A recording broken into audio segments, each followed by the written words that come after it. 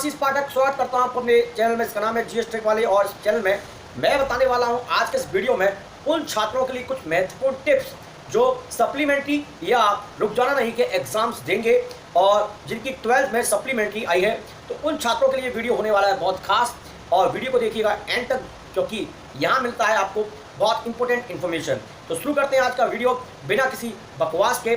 तो पहली बात, अगर आपकी इंग्लिश में सप्लीमेंट्री आई है और आप दोबारा से एग्जाम्स दे रहे हैं तो सबसे पहले आप याद रखिएगा, आपको अपने पिछले जो पेपर है उसका करीब करीब पूरा पार्ट आपको रट लेना है, क्योंकि 40% जी मतलब 40% आने वाला है अकेले एक एग्जाम पेपर से। 40% जी मतलब जिनमें आपके क्वेश्चन आंसर भी हो सकते हैं या फिर वो राइटिंग स्किल भी हो सकती है जो आपके फाइनल एग्जाम में आई थी और आप उसे कंप्लीट नहीं कर पाए थे।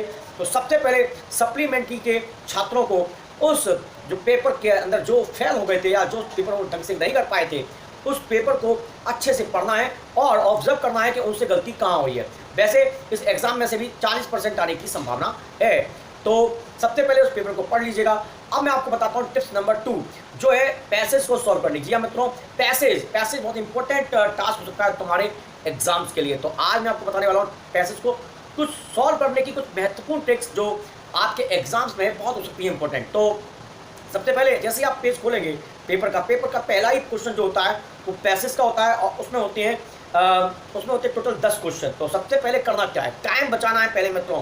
टाइम को भी बहुत इंपॉर्टेंट होता है। तो पैसेज को सॉल्व करने में सबसे ज़्यादा टाइम लगता है। तो टाइम को कैसे कम किया जाए पैसेज को सॉल्व करने के लिए वो आपको बता रहा हूँ। तो सबसे पहले आपको पैसेज को नहीं पढ़ना है जी मित्रों, पैसेज को नहीं पढ़ना है। पिछले वीडियो में मैंने बताया था और पैसेज कैसे सॉल्व करते हैं इसकी लिंक मैं आपको इस वीडियो के डिस्क्रिप्शन में दे दूंगा।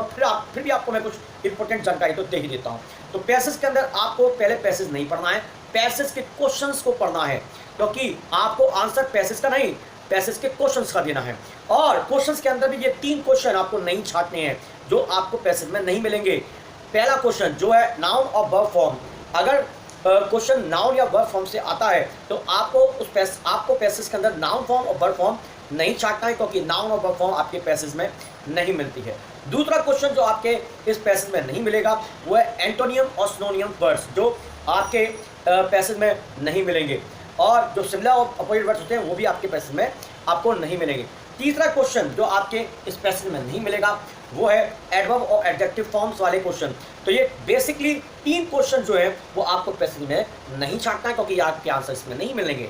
अब बचे कितने क्वेश्चन, टोटल 7 क्वेश्चंस में से आपको करना क्या है, पैसेज को डिवाइड करना है 7 पार्ट्स में। अगर पैराग्राफ में क्वेश्चन आया है, पैराग्राफ में अगर पैसेज आता है तो बहुत अच्छी बात है, पर पैराग्राफ से आपको एक क्वेश्चन छांटना है।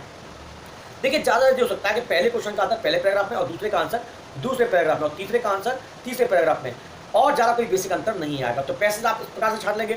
अब बताता हूँ आपको नोट्स और मेकिंग वाला जो नोटिस है।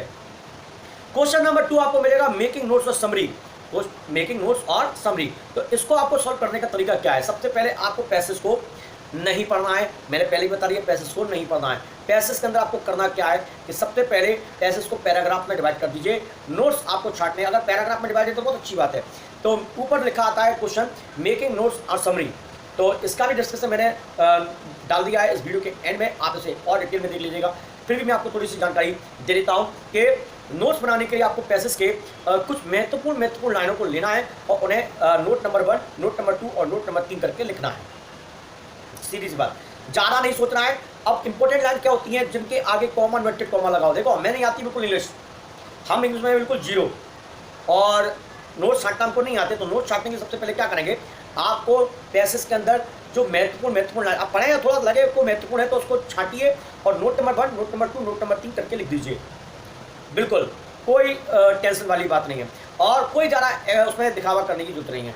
लेकिन समस्या ये है कि इनको लिखना है note number 1, note number 2, note number 3, note number 4 करके, और प्रत्येक नोट एक लाइन से ज़्यादा का नहीं होना चाहिए। अगर एक लाइन से ऊपर का नोट होगा तो आपको मार्क्स नहीं मिलेंगे। तो एक लाइन से ज़्यादा का नोट्स नहीं छांटना है, ऐसे 3-4 लाइनें आपको नोट्स के अंदर छांटेंगे। दूसरी बात, पैसेज के अंदर आपको टाइटल छांटना है। तो आपको टाइटल छांटने के लिए क्या करना है कि पैसेज की पहली लाइन पर चले जाना है और उसको फुल स्टॉप से लेकर फुल स्टॉप तक पढ़ लेना। पहली लाइन में देखिए, पहली लाइन में आपको पैसेज के अंदर जो है नोट्स का जो पैसेज का जो है टाइटल वो मिल जाएगा और उसको पढ़ लेने के बाद आपको जो लगे कौन सा इसमें जो वर्ड है बहुत इंपॉर्टेंट है, उस वर्ड्स को छाटेंगे और टाइटल बना के लिखेंगे। अब ये आता है तुम्हारे 4 नंबर का, तो 4 नंबर में से आपके 2 या 3 नंबर तो पक्के हो जाएंगे। अगर 10 नंबर के वो पक्के हो जाएंगे। मैं आपको एक लिस्ट दे रहा हूँ जिनमें एंटोनिम सिनोनियम है, इन एंटोनिम सिनोनियम को लर्न कर लीजिए। ये आपके एग्जाम्स में आ सकते हैं, आप इन्हें लर्न करेंगे और ये आपके पैसेज यानी फर्स्ट पैसेज में आपके काम आएंगे।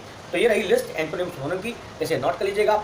और अगर आपको मेकिंग नोट्स सभी के बाद नोटिस या राइटिंग स्किल के बारे में जानना है तो उसकी मैं लिंक डिस्क्रिप्शन बॉक्स में दे रहा हूँ, आप इसे देखेंगे और लिंक पर जाकर के आप वीडियो देख सकते हैं। उसमें आपको मैंने report writing, topic writing, notice making summary और सारी चीज़ें मैंने आपको बताई हैं। उम्मीद करता हूँ आपको वीडियो पसंद आएगा, आप इसे चैनल लाइक करेंगे और चैनल को सब्सक्राइब जरूर कर लीजिए, क्योंकि यहाँ मिलता है आपको बहुत अच्छा कंटेंट। धन्यवाद।